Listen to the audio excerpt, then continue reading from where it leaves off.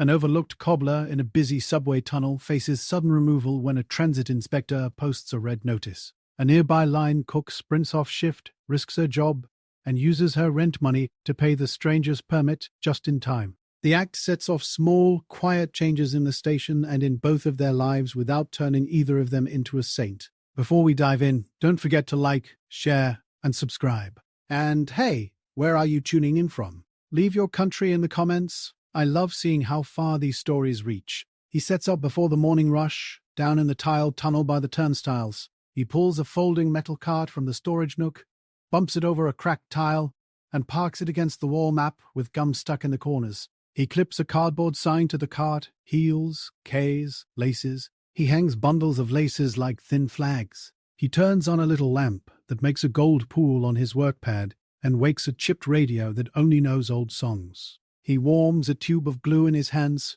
He keeps a roll of tiny nails in a mint tin. His coat is the kind you keep for years, worn shiny at the elbows. He hums when he's not talking, but mostly he doesn't talk. I work the grill at the taco place near the north exit. It's one of those setups where the heat hits you in the face when you clock in. Grease pops like rain. People shout orders like they're defending their lives. I sneak downstairs between rushes to stand by the breeze the trains push, to stop my face from melting. That's how I know the cobbler. He nods at me when I pass with a box of napkins or a bag of limes. Sometimes he says, "Morning, chef," and it makes me laugh because nobody else calls me that. I bring him a lime once, just to see him smile. He squeezes it over his tea and tells me, "You saved me, taste-wise," and the way he says it, with that soft accent, is a little song. People stream by his cart like he's part of the wall. They drop a key and keep walking, come back at 5 to pick it up. They pass him without looking, but he looks at their shoes. He can tell who runs for trains and who strolls. He oils a hinge. He fixes a leather heel that has tried to give up. He calls everybody sir and miss, even when they're kids in hoodies. The man in the orange vest arrives late on a Thursday. He's got a clipboard and the kind of pen that snaps. His boots squeak. He walks like he's late for something more important than this. He looks at the cart, the sign, the little lamp. He peels a red paper from his stack and posts it on the cart with blue tape, right over the price list. The paper says "Impermitted Vendor" in hard letters, and then a lot of smaller words. The smaller words say fines. The smaller words say removal at 2 p.m. "Sir, he can't be here without a permit," the orange vest says. "Not mean, just tired." He points at a number on the paper. "You call this." The cobbler wipes his hand on a rag and reads the paper, slow, like it might change if he's gentle. He reaches into his coat and pulls out a cracked phone, the kind with a spiderweb across the corner. He dials. He gets a voice that loops. He tries again. His radio keeps playing, some trumpet like a laugh from another room. The rush at the grill is a storm. Somebody's card won't swipe. Somebody wants extra salsa, and then more extra. I can feel the station under my feet, steady like a big heart. I think about the red paper while I flip carnitas. I hate that red. It is the color of no. At 2, the dolly guys show up. 2 men with strong backs and a big metal dolly, yellow straps hanging like tails. They look at the red paper, then at the cart, then at the cobbler. It's just another job to them. They ask the orange vest now. The vest checks his watch and taps the red paper with his pen. People keep moving around them like water around a rock. The cobbler looks smaller, somehow, as if the tiled walls grew. He reaches into a coffee tin and pulls out a few folded bills. He smooths them on his knee. It's not enough. He looks at the orange vest, at the dolly, at the clock above the turnstiles that is always a few minutes off. His hands want to work. They don't know what else to do. I hear my own voice before I feel brave. "Give me an hour," I say. I'm not talking to anyone. Then I am. Please. 1 hour. The orange vest looks at me like I was not in the picture, and now I am. "Who are you?" he asks, pen still in his fingers. "I'm nobody," I say. "I'm the grill." "How much is it?" "The fee?" He flips through his papers. "3.12 past due," he says, "plus 65 for same-day processing. You have to go to the office. That's..." He points up to street level. 2 blocks, municipal building, 3rd floor, window A, card only. Then bring back the printout. If you come back with nothing, it gets removed. Card only, I repeat. I feel my chest buzzing like a tin sign in wind. "You'll wait." He looks at the dolly guys, at the stream of shoes going by. He presses his lips. You have an hour, he says. I shouldn't, but an hour. I nod. I look at the cobbler. He doesn't say much. His eyes are wet but steady. He folds his hands. No, he starts. Please, you have work. I know, I say. So do you. I run 2 blocks to the municipal building with my apron still on. The street is loud like a kitchen. Horns. A siren somewhere sitting on a note. I dodge a stroller and an office guy checking his phone. I take the steps 2 at a time. My apron strings hit my knees. The 3rd floor smells like paper and old coffee. There's a long line laced with people who look mad already. A sign says "No cash." Another says "No food or drink," and I shove my bottle deeper into my pocket. A woman at window A calls next and looks past me before I get there, like she lives 5 seconds in the future. I slide my ID under. I say, "Vendor permit for the kiosk downstairs, the shoe guy." She asks for the number, and I give her the one on the red paper, which I took, folded into my apron. She clicks and stares. "Back fees are $3.12, she says. Same day 65. You understand? These are non-refundable."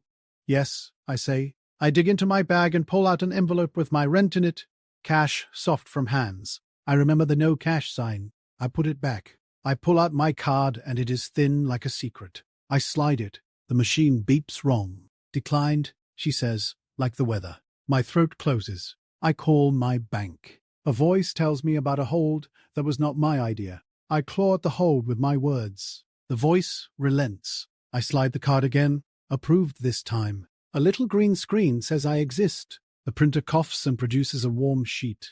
The woman slides it to me without a smile, but her eyes flicker soft for a half second. I run back. My lungs are hot. I take the stairs like they might give out if I'm gentle. I get back with the printout warm from the machine. The orange vest sees me from down the tunnel and lifts his chin. The dolly guys are touching the cart like they're asking it to dance. The cobbler is standing. He's pressing his hand on the red paper like he might hold it to the wall by will alone. "I got it," I say, breathless. I hand the paper to the orange vest. He reads. He checks his list. He calls a number. He says, "Yes, I have the payment confirmation."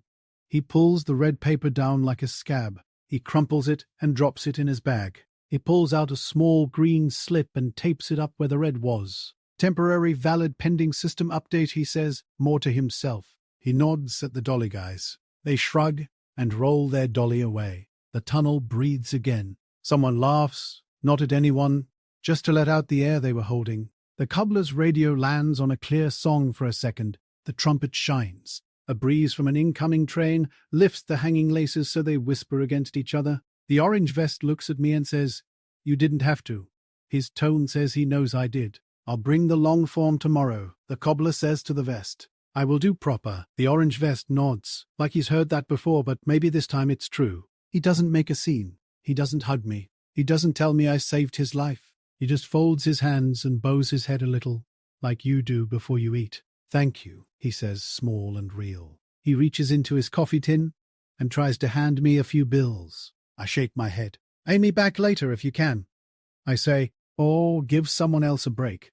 He slips the money back like he knew I'd say that. He turns on his lamp brighter because he can. He picks up a heel and a nail and goes right back to work. The blue tape on the green slip catches a bit of light. I climb back to the taco place. My boss is a cartoon of disbelief. "We are slammed," he says. "Where were you elsewhere?" I say. "It's the best I have." He shakes his head and points to the grill. I go, "The heat is a slap and a home." I count what used to be my rent envelope that night at my small table. There's a gap now, not a canyon. A gap that could swallow a week if I let it. I check the calendar and the date when the landlord expects me to be magic. I text my cousin. She says she can float me a little. I say it's okay. I can pick up an early prep. I can drink my coffee slower and skip the good bread. I won't tell my mother right away. Her blood sugar is a full-time job already. I wash the red out of my hands that never comes out all the way. Some things I hear later. The cobbler had wired money to his son last month for a tooth that wouldn't stop hurting. He thought he had until next week to fix the permit. He sleeps in a room above the bodega where the ceiling pipes always groan. He keeps a list of people who owe him, not to chase them, just to remember their names. The next week, the guitar kid shifts closer to the kiosk. He used to set up by the soda machine where the echo is kind. Now he stands by the map so the music pours over the cart. He plays softer, like he's under a blanket. He points his case at the people who stop for keys. The cobbler nods at him between heels. It's a small alliance formed without a word. The high school kid comes back with his beat shoes. He was there the day of the red paper, eyes wide and quiet. He puts his shoes on the cart and says, "Can you make these last a little?" The cobbler stitches like a surgeon, tight and careful. The kid offers cash he must have counted 3 times. The cobbler takes less than half. "You'll bring me your graduation pair," he says. The kid blushes under his hoodie like a light. The inspector passes, slower this time, and sets down a photocopy with a link. It's for a vendor class that helps with forms and deadlines. He doesn't say much, but he looks at the cobbler's green slip and gives a small smile that would be easy to miss if you didn't want to see it. Next time he comes by, he asks, "How's business?" like a neighbor. The cobbler says, "Steady, by grace," and the orange vest nods and writes nothing. My boss is mad for a day. He docks me 2 hours. He tells me he can't have me running around like a rescue squad. The next morning, he schedules me for a prep shift that ends before lunch. "If you need extra," he says, looking at his clipboard like it's a person worth listening to. A coworker slides a bag of rice into my tote at the end of the day, like maybe it fell there. We are all poor in different directions. The cobbler starts mending nurses' shoes for half price. He says they stand longer than anyone, and it's true. He sets aside a little box of laces for kids who come in with frayed ends and a story. He tapes a laminated calendar behind the lamp with his permit dates and scratches off each month, like a lottery ticket. He drinks his tea with an extra squeeze of lime now. I stop by more often. I drop a taco when I can, wrapped tight so it stays warm in the tunnel. He gives me a loop of good shoelaces for my busted sneakers, and won't let me pay. "We are even in different ways," he says. I laugh because it's exactly right. I don't tell him about the envelope on my table with the gap that shrinks slow. I don't tell him there's a letter tucked under it that says final notice in its own red. He doesn't tell me how sometimes he needs to choose between light and heat in that room above the bodega. We both know those words without saying them. Rules keep the station from turning wild, I know. The signs and the vests and the clocks give the tunnel a backbone. But the morning after the red paper came down, the tunnel felt different. Not bigger, not brighter, just kinder at the edges. People slowed for a heartbeat to watch the cobbler nail a heel. The guitar kid picked a song that sounded like a train pulling in and everyone landing safe. The air had a different weight. The thing is, nothing changes everything. The trains still come when they want. The floor still gets slick by the newsstand when it rains. My feet still hurt by noon no matter what I put in my shoes. But some days, someone holds a place for you while you figure out your forms, and you hold one for them when you can't sleep and need a face to say, "Morning, chef," like you are more than a pair of tired hands. That small kindness doesn't paint the tunnel gold. It just puts a light on one corner so you can see your own feet. Above his work light, a green card flutters while a train sighs by.